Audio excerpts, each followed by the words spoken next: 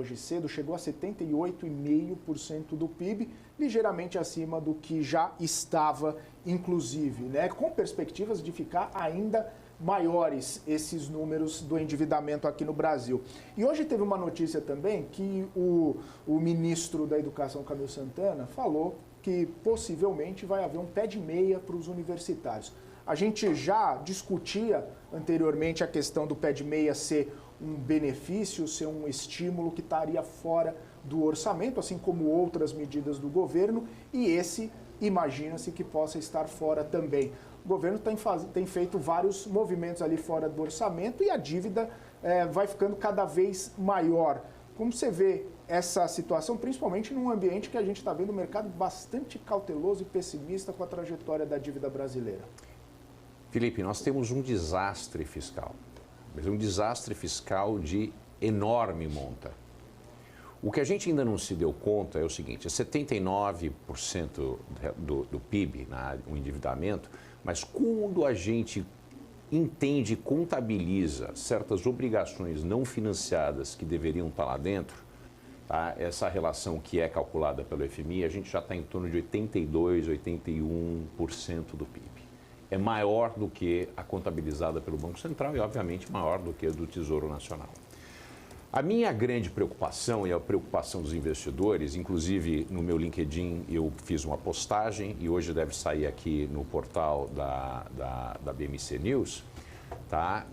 Eu fiz as contas durante o final de semana e, se eu estiver correto, né, entre o atual momento e uma década para frente, daqui 10 anos, nós vamos ter alguma coisa em torno de 4,2, 4,3, 4,5 trilhões de reais de obrigações que não são financiadas até o momento, que a gente não tem uma fonte de financiamento. Se a taxa de crescimento anual for em torno de 2% nesse período, nós vamos ter uma relação dívida-PIB superior a 100%, que é inédita num país de renda média. Então, a gente criou uma amarra fiscal que ou a gente altera a matéria constitucional, abandona completamente a questão de gastos obrigatórios, mas é completamente, e passa a ser um animal pensante, um Homo sapiens sapiens, que consegue fazer um orçamento e diz: a educação é prioridade, nós vamos gastar tanto. A saúde é prioridade, nós vamos gastar tanto. E a gente faz uma reforma de fato, sem medo de ser feliz na Previdência, porque só a Previdência, nesse processo, vai custar mais da metade desses 4,3 trilhões. A gente não pode ter uma Previdência. E é óbvio que um sujeito que está na Previdência vai ter que pagar a conta. Não tem como. O sujeito contribuiu por 30, 35 anos, se aposentou com 55 em muitos casos, e o sujeito vai viver até ter 90, ele vai ter mais tempo de beneficiário do que alguém que pagou a conta. Outra coisa que vai ter que ser feita, o BPC. Não é ok ter gente morrendo na rua, pelo outro lado, não é aceitável que essas pessoas recebam exatamente o mesmo tipo de suporte público que pessoas que passaram 35 anos contribuindo. Isso é um desincentivo e vai levar pessoas a não contribuírem. Por exemplo, se eu soubesse, se eu tivesse um salário, 5 salários mínimos, e contribuísse o mínimo possível para a minha pensão, e eu vejo um sujeito que não contribuiu nada, que recebe exatamente o que recebo quando ele se aposenta, eu vou parar de pagar, eu vou falar para o meu filho parar de pagar, eu vou falar para os meus amigos parar de pagar. Então a gente tem que ser sério com o país. Então a minha grande preocupação está: gasto obrigatório, não pode ter gasto obrigatório, tem que ter gasto que pessoas racionais que fazem um orçamento entendem o que é prioritário para um país. Acontece no mundo inteiro, por que aqui não pode acontecer? Porque nós temos um bando de incompetentes? É isso? Provavelmente seja isso. Mas é inaceitável ter gasto obrigatório. O gasto não pode ser obrigatório, o gasto tem que ser de acordo com as necessidades do país e tem que existir um orçamento que reflete isso, e o que a gente é incapaz de fazer. Então, isso onera demasiadamente e a gente tem um problema sério. Um outro ponto importante é a questão do salário mínimo. Salário mínimo só pode crescer se tiver aumento de produtividade. Nós não temos aumento de produtividade, temos que colocar recursos para aumentar a produtividade, que é na educação básica, né, Então, esse negócio pé de meia, mais um pé de meia, é mais um ato eleitoreiro que vai impactar, porque sempre que existe uma conta, alguém tem que pagar. Nada é de graça no mundo, parafraseando o professor Milton Friedman. Então, o que acontece? Pé de meia para o ensino médio ocasiona em cerca de 90 bilhões de reais. A questão do pé de meia do universitário vai ser provavelmente mais 90 bilhões de reais. E nós estamos falando aí de mais de 1% do PIB nessa brincadeira. Tudo isso se avoluma, tudo isso aumenta o endividamento, tudo isso pressiona a inflação, tudo isso faz com que as taxas de juros não possam cair. Então é por isso que eu mantenho. Eu não consigo ver taxa de juros a menor de 2 dígitos, 3 anos, não vejo até 2026, 2027, que é o que eu consigo projetar. Vandique, o Brasil, como que você vê? A gente, de fato, não está, então, preparado para enfrentar uma pressão fiscal crescente nesse cenário como você traz ali para a gente. Estaríamos apenas, talvez, postergando, empurrando ali com a barriga essa sustentabilidade das contas públicas no futuro. Você trouxe ali a necessidade de uma reforma previdenciária que a gente nem sequer vê ainda algum tipo de movimentação, de uma discussão, começar, de fato, mais efetivo no Congresso sobre isso. Como que você enxerga essa questão? Se a gente não fizer isso para ontem, né, qual é o prazo que a gente tem, de fato, para conseguir empurrar com a barriga essa situação? Paula, vamos lembrar o seguinte. Demorou de 2003, quando o Lula assumiu e começou com esse processo de gastos desmedidos para bombar o PIB, para gerar suporte da população, para gerar mais emprego, mas sem contrapartida de investimentos, formação bruta, que faria com que o país pudesse crescer e, dessa maneira, crescendo sustentavelmente, a gente poderia manter esse emprego de longo prazo. Isso não foi feito. Lula bombou isso desde o primeiro governo, ainda que tenha sido o presidente que mais fez superávit primário, no primeiro governo, tá certo? E essa é uma dos pontos mais positivos a respeito da carreira do Lula, foi que ele foi um sujeito muito sério, principalmente no primeiro governo, que ele seguiu exatamente o que estava acontecendo nos governos Fernando Henrique Cardoso e manteve a retidão fiscal. Ele olhou com bastante atenção e fez sentir do dia a dia a carta ao povo brasileiro. E essa questão do equilíbrio fiscal foi a coisa mais importante. No entanto, ele bombou a economia através de uma série de oportunidades. Obviamente, naquela época, houve o boom de commodities que ajudou imensamente, porque isso teria estourado muito mais cedo. Então, nós estamos numa condição parecida, mas não idêntica.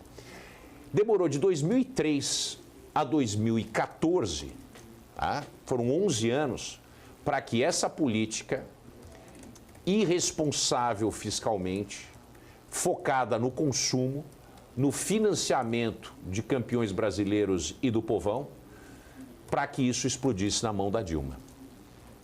Quer dizer, esse é um processo de cozinhar o sapo.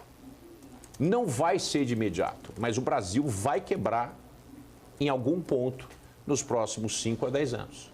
Se essa política, que é irresponsável do ponto de vista fiscal, não for resolvida de uma maneira muito contundente. Vai ser resolvida? Não vai ser resolvida. Ninguém no parlamento tem coragem de fazer isso, porque quer ser eleito, e ninguém no executivo tem coragem. Então a gente vai ter uma crise muito similar a 2013, 14, 15, 16, né? Esse praticamente 5 anos perdidos, se a gente contabilizar inclusive a pandemia, né? Que o país praticamente parou em recessão e depois uma pandemia, isso vai ser repetido. Isso vai ser repetido porque nós não aprendemos com os nossos erros do passado e esse é um erro do PT. O PT tem que se enquadrar a regras de civilidade fiscal. O PT não tem outra maneira, não tem outro truque no livro dos truques para fazer o país crescer. Nós precisamos desinflar o Estado brasileiro, que é obeso. Quando eu falo que são 4,2, 4,3, 4,5 trilhões de obrigações sem a contrapartida de financiamento, é o seguinte, para financiar isso, vai ter que aumentar imposto. Só que não tem espaço para aumentar imposto. O Brasil, se aumentar imposto, as pessoas vão embora, param de pagar.